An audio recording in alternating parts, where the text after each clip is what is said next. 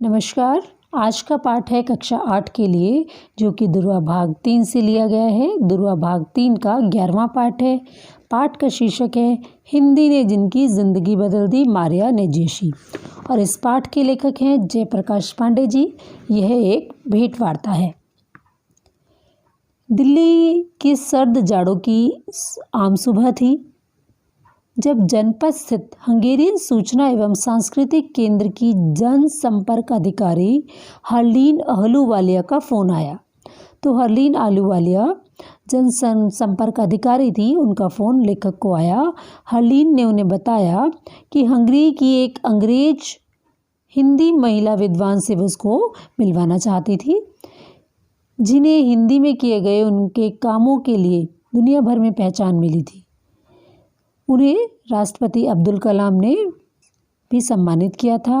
राष्ट्रपति अब्दुल कलाम का पूरा नाम है राष्ट्रपति अब्दुल पाकिर जैनुल आबिदीन अब्दुल कलाम।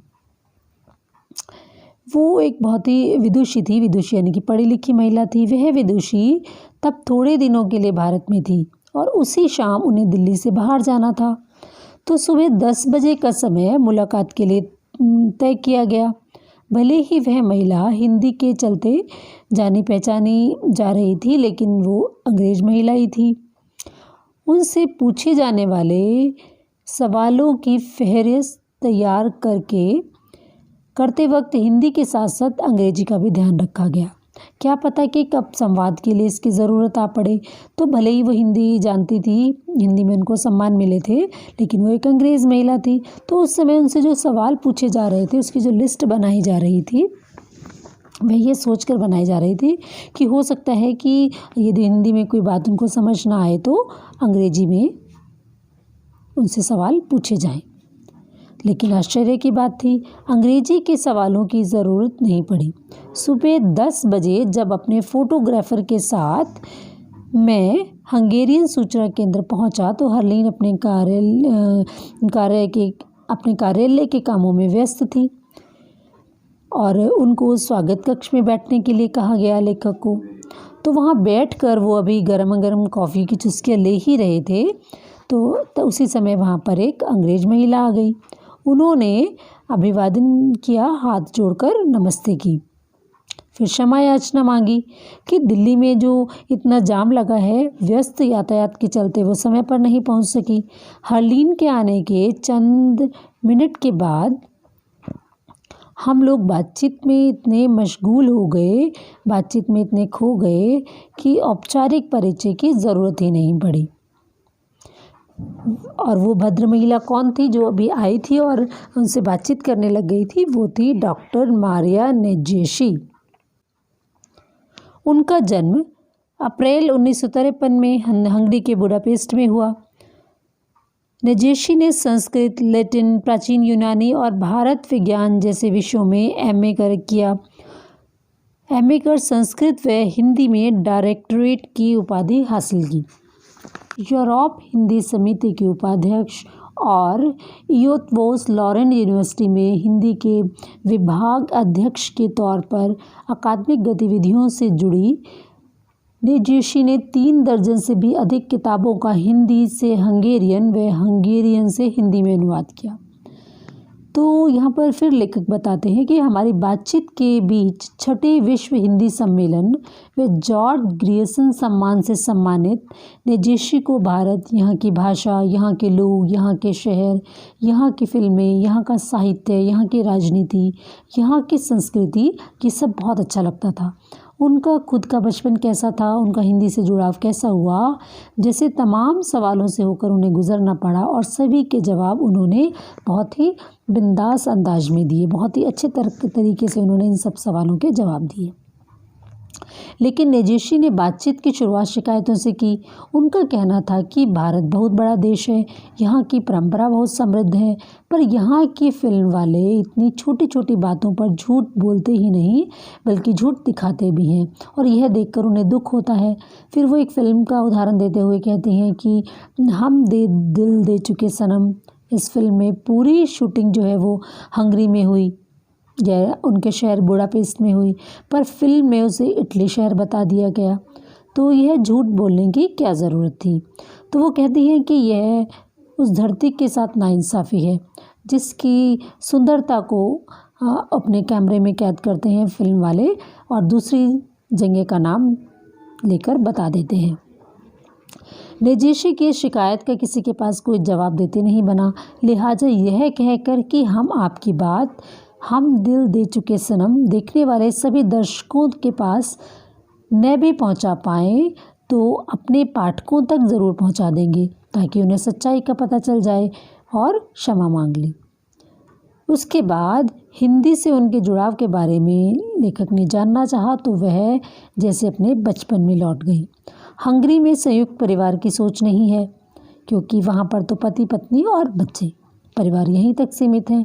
बच्चे भी केवल 20 साल तक अपने माता पिता के साथ रह सकते हैं।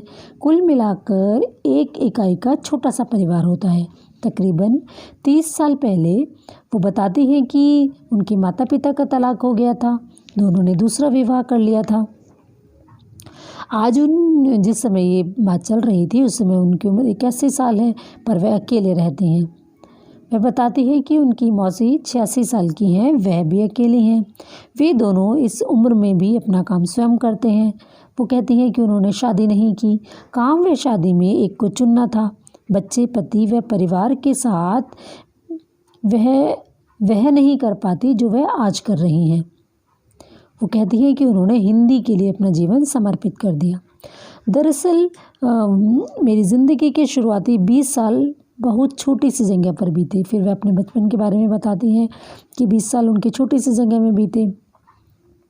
बचपन से ही इंसानी जीवन के शुरुआती दौर को जानने के लिए वो हमेशा ललायित रहती थी। इसलिए उन्होंने ग्रीक, लैटिन, यूनानी, संस्कृत भाषाएं पढ़ी। एमए की पढ़ाई के बाद वे प्रकाशन संस्था से जुड़ गई। उस दौरान हंगरी में केवल 1-2 लोग ही थे जो कि हिंदी को जानते थे। फिर वो अपने प्रोफेसर्स के बारे में बताती है कि मेरे प्रोफेसर ने मेरी रुचियों को देखकर मुझे हिंदी पढ़ने के लिए प्रेरित किया और एक बार जो वो हिंदी से जुड़ी वो जुड़ती चली गई। सन 1985 में पढ़ाई के सिलसिले में पहली बार भारत आई और यहाँ पर 10 महीने तक रुकी। एक लड़की जिसने घर से कॉलेज की 4 दीवारें ही देखी हो, उसने हिंदी की बदौलत पूरी दुनिया देख ली है, वह अपने बारे में बताती है। फिर वो कह रही हैं कि आज मैं वियना में पढ़ाती हूँ। मेरी एक शिष्य इम्रे बांगा ऑक्सफोर्ड विश्वविद्यालय में हिंदी पढ़ाते हैं। इंग्लैंड में हिंदी के तमाम जानकारों के बीच एक हंगेरियन का हिंदी पढ़ाने के लिए चुना जाना कम बड़ी बात नहीं थी, यानी कि एक बहुत बड़ी बात थी कि इंग्लैंड में हिंदी के जानकारों के बीच एक हंगेरियन महिला को हिंदी पढ़ाने के लिए चुना जाना। जहाँ तक हंगरी की बात है तो मेरे समय में वहाँ न तो हिंदी भाषी लोग थे और न ही किताबें थी। डॉक्टर हुकुम सिंह नामक एक गणितज्ञ ने हिंदी सीखने में मेरी काफ़ी मदद की। आज हंगरी में मैंने हिंदी का पुस्तकालय बना रखा है जिसकी किताबें भारतीय दूतावास ने उपलब्ध कराई हैं उन्हें। मैं बुडापेस्ट में वो बताती हैं अपनी पोशाक के बारे में कि वो भारतीय पोशाक पहनती है और जिसे देखकर, उनकी पोशाक को देखकर, सलवार सूट जो वो पहनती हैं भारतीय पोशाक, उनके छात्रों में भी उसे पहनने की ललक होती है। वे साड़ी कम पहनती हैं क्योंकि वहाँ पर बहुत ठंड है, साड़ी में उन्हें ठंड बहुत लगती है। भारत की कौन सी चीज़ें आपको सबसे अच्छी लगी, जब उनसे यह पूछा जाता है तो यह वाक्य पूरा भी नहीं होता कि वह बोल पड़ती हैं कि यहाँ के मानवीय संबंध, यहाँ लोगों के जो आपसी संबंध होते हैं वे उन्हें बहुत अच्छे लगे। फिर वो बताती हैं मेरे खुद के ढेरों रिश्ते यहाँ पर हैं जो सालों साल बरकरार हैं, पिता, भाई व दोस्त की तरह। यहाँ के लेखकों ने मुझे प्रभावित किया। असगर वजाहत के साथ हंगरी में 5 साल तक उन्होंने काम किया। अशोक वाजपेयी, राजेंद्र यादव, अशोक चक्रधर, जयेंद्र कुमार जैसे लेखकों से उनका संपर्क रहा। भारतीय खाने में उनको पूरी, मटर पनीर ये सब बहुत पसंद है। तो जब यहाँ का कौन सा शहर, कौन से फिल्में आपको पसंद है, जब उनसे यह पूछा गया तो उनका जवाब था कि दिल्ली शहर तो अपना शहर है, इसके लिए कुछ नहीं कहूँगी। मैं 7 साल बाद दिल्ली आई तो सीएनजी का असर देखा। यहाँ का प्रदूषण कम हुआ, हरियाली बढ़ गई। पौंडीचेरी, मैसूर व उदयपुर भी उन्हें काफ़ी पसंद आई। तो वो कहती हैं कि सच कहूँ तो जहाँ भीड़ कम है, हवा ज़्यादा है, वे शहर उन्हें बहुत पसंद आते हैं। फिर वो कहती हैं कि रही फिल्मों की बात, तो भारतीय फिल्में हंगरी में बहुत कम पहुंचती हैं। वैसे भी पूरे हंगरी में केवल 500 हिंदुस्तानी हैं। 10 साल पहले तो ये केवल 50 थे। जहाँ तक मेरी बात है तो मुझे फ़िल्मों में उमराव जान काफ़ी अच्छी लगी, नसरुद्दीन शाह, शबाना आज़मी मुझे अच्छे लगते हैं। तो बताती है कलाकारों में उनको ये दोनों बहुत अच्छे लगते हैं, शायद इसलिए कि ये कला फिल्मों से जुड़े कलाकार हैं। मनोरंजन की ज़रूरत हो तो इंसान को कभी कभी पड़ती है, पर कला फिल्में ज़िंदगी का हिस्सा होती हैं, इनसे हम मुंह नहीं मोड़ सकते। धर्म और राजनीति के बारे में नजीशी के ख्याल पूरी तरह से तार्किक हैं। उनके मुताबिक कि वह हर तरह के मंदिर, मस्जिद, चर्च में गई, पर मैं न इधर की हूँ न उधर की। मैंने धर्म के बारे में काफ़ी कुछ पढ़ा है और मैं इसके हर रूप से परिचित हूँ, लेकिन हर धर्म का आदर करते हुए मैं किसी एक धर्म को नहीं मानती। अर्थात वो कहती हैं कि मैं सभी धर्मों का आदर करती हूँ और सभी धर्मों को मैं मानती भी हूँ।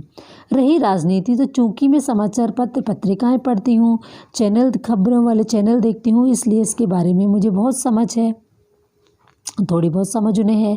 दरअसल हंगरी में रहकर राजनीति के प्रभावों से बच नहीं सकते। पिछले 15 सालों में काफ़ी बदलाव हुए हैं, लेकिन भारत की राजनीति को समझने के लिए पूरी ज़िंदगी चाहिए। नजीशी से आखिर में आधुनिकता को लेकर उनके विचारों के बारे में पूछा।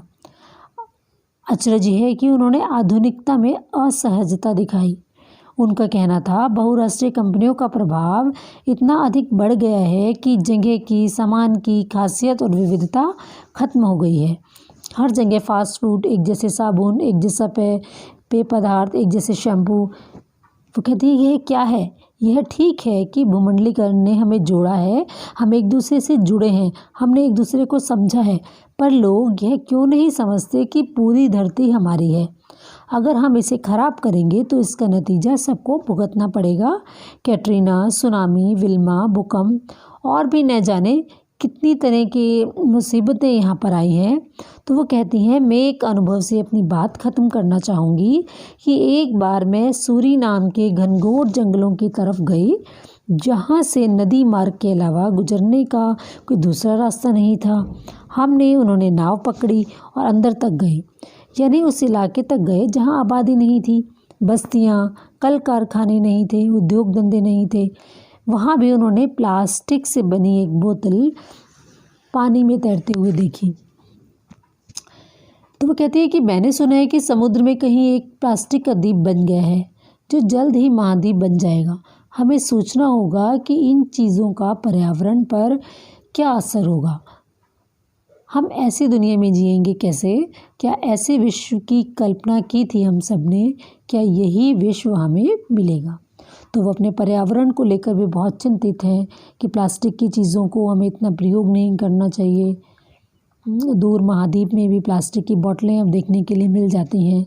तो इस तरह से उनका इस पूरे पाठ में हिंदी के प्रति प्रेम, हिंदुस्तान के प्रति प्रेम, हिंदुस्तान की हर चीज़ के प्रति उनका प्रेम इस पाठ में दर्शाया गया है। तो बच्चों, ये था आपका पाठ। आने वाले चैप्टर्स के अपडेट के लिए मेरे साथ बने रहें। धन्यवाद।